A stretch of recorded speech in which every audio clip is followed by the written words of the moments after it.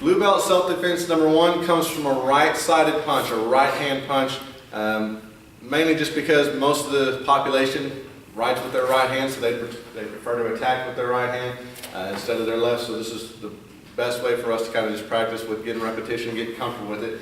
And what I'm going to have the students do is if they're partnered up with someone, whoever the bad guy is, when it's their turn to punch with that right hand, they're going to step with that same side foot. Now you might not see that all the time. You might see people do it from the other foot in front and twisting their body, but more often than not, if they're going to try to put all their body weight behind this, they're going to want to reach out to you, and they're going to want to step with that same side foot. So from that type of punch, go ahead and just do it in freeze for me.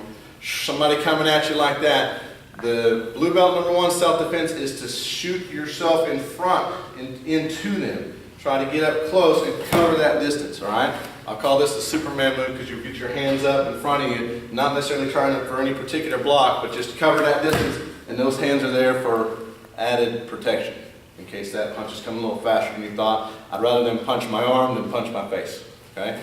So there's my Superman move. He steps with his right, punches with his right, I step with my right to get inside of him. And that gives me a whole bunch of openings now that he wasn't expecting. I got my elbow right here next to his face. I can wrap around if I want to. I can show a knee to the body if I want to. I've got more opportunities there. If I'm prepared for it and I'm mentally ready for it, then he's expecting. He wouldn't be ready for that. So one more time.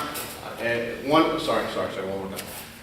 From the beginner levels of this, they'll practice by focusing their ears on my voice, listening for when I say go, and then they'll respond to my voice. That person will step and punch, go ahead, and they'll move.